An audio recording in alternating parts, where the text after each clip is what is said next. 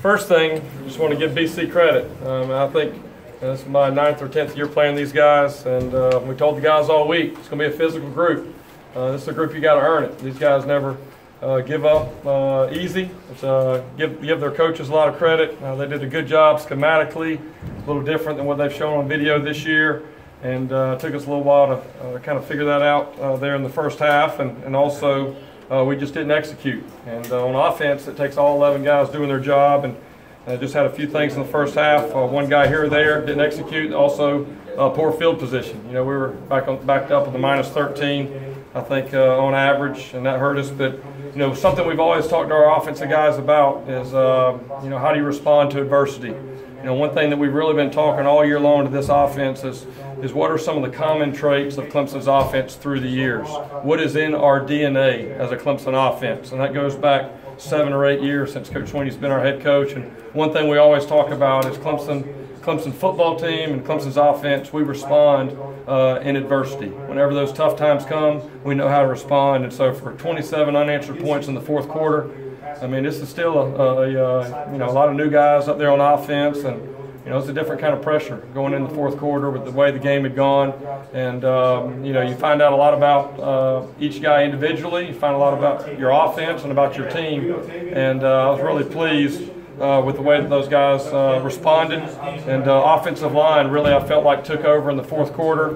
I think we had 368 yards rushing, and you know, so I give those guys a lot of credit. And obviously, it's still young and early in the season. We got a lot of things we'll be able to correct off this video. But at the end of the day, man, finding a way to get the win, and the way that we responded when that pressure really got turned up there in the fourth quarter was probably the biggest positive.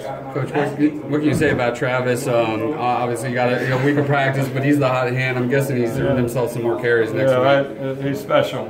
He just keeps earning it every game. It just gets better and better, and so that was awesome to see him really take over. And one thing we talked about as an offense is we feel like one of our strengths is our depth, and really that depth should really take over in the fourth quarter, and that's at every position. And obviously at running back, for him to be able to come in and you know, those guys were getting tired on the other side, and be able to go have some explosive plays, I think really helped us. But we were rotating guys really at every position. I know 9 receivers played, and a lot of guys up front, offensive line, tight ends, and obviously 4 backs played. And Travis, we got a special one there, and he's really growing up right there in front of our eyes. So that's a lot of fun. Is that a little bit of a wake-up call, though, overall, Jeff, and that you guys responded to eventually? And do you think there's still some stuff you have to respond to in practice this week? Yeah, absolutely. I think you know, the biggest thing we challenged the guys all week. You know, coming off last week, that hey, this is going to be you better have your mind right. You better have that right mindset. And I don't think, you know, it wasn't a situation where our guys were just completely loose and we knew it going in. But it's a very fine line, and you know, it just didn't feel like, you know, the guys came out ready for that fast start. And you know, I think, you know, that's what we got to improve on, obviously, as an offense, is to be able to figure that out.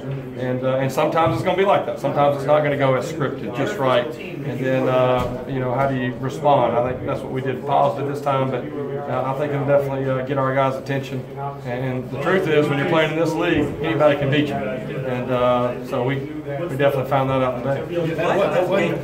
At one point in the 5th possession, I think you took Hyatt out, put Hearn at left tackle, and Simpson in at left guard. Were you trying to send a message there, or was that part of your normal message? I think that's again part of rotating guys. No different than taking Deon Cain out and putting in T. Higgins or DeAndre Overton. You know, we don't want Mitch to have to play the entire game.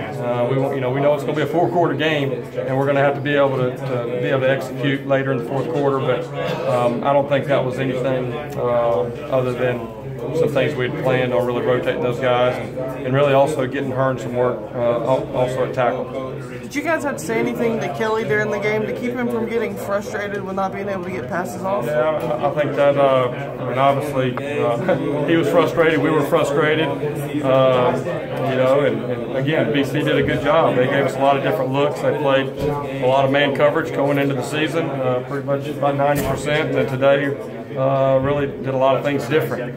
So the looks were a little different for him, and obviously they were getting some pressure back there, bringing more guys and getting to him. And so But you got to give him credit for being a first-year starter, to be able to go battle. That's what we talk about all the time. Is Coach Sweeney says, that there's nothing less important, than the score at halftime. And that's really where we were. Hey, it's a 4-quarter game, and you're going to take some shots early. It's how you respond. And I felt like Kelly came back and did a good job there in the second half, especially in the fourth quarter, of really leading the offense and taking what they were giving us. In the past, those interceptions may have caused a lull with him and may have kept him down for plays afterwards. How's he grown in that? Yeah, well, I think, again, this is his 4th game as a starter, and so just to be able to see the way that he responded, I don't feel like he really, did anything crazy on the sidelines after those plays. He was a little bit high on Renfro's ball and got tipped, and there was an interception. That's the difference of ball placement of about 2 feet, and that's really the fine line in being able to execute correctly. And he's done a great job for us. But he was off a little bit in a few of those. But I was proud again the way he responded. He made a couple nice throws. The one to Overton there on the sideline, and then the one to Deion Kane over there. I thought was really good. So I'm really pleased him being a first-year starter, the way that he's responded anytime there has been adversity. And he's still a young player.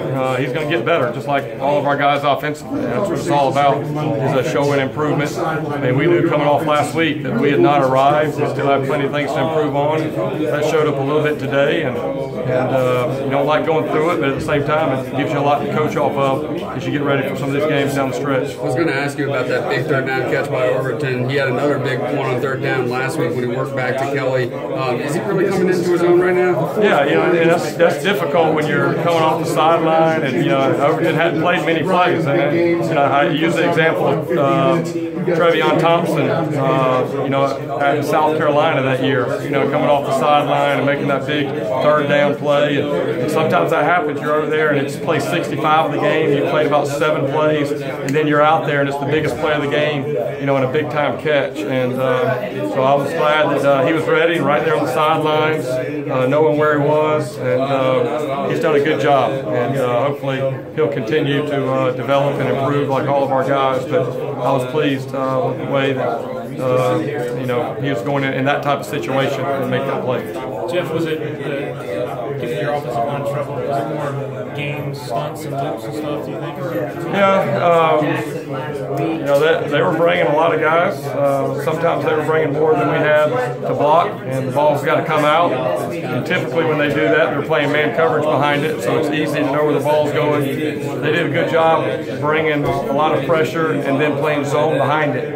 And just some little exotic coverage situations, and and again, the way the game was going, the way our defense was going, you do want Kelly to be careful. There's some of those who's got to step in there and throw, and there's some of those that, hey, in that kind of game, 1-score game, I'm glad he wasn't forcing some of those. So we got to go back and watch it on video, see where the breakdowns were, and see how we can improve. But they did a good job schematically. We knew watching last week against Notre Dame. If you just look at the stat sheet, and it looks like Notre Dame just ran all up and down, but when you watch it, there was a lot of busted plays. They had 7 plays for 320 yards, and all the other stuff, they're making you earn it, and very physical up front.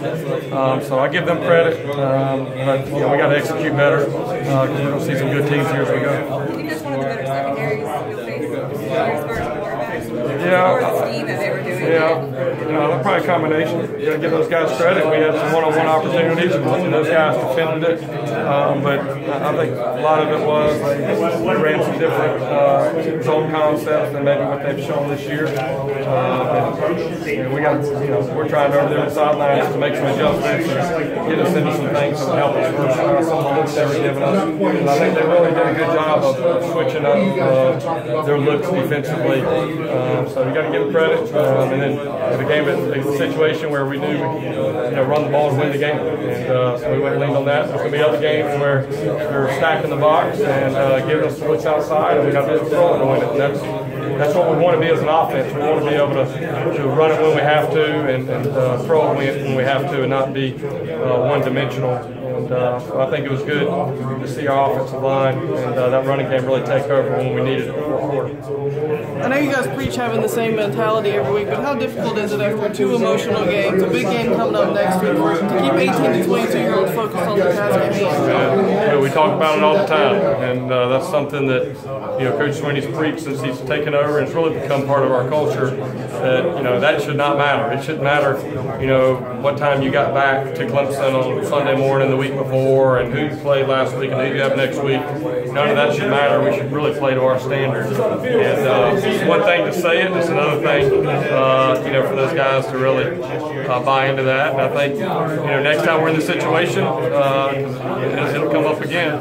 Hopefully, the guys will maybe learn from that throughout the week when we go out there in the first half.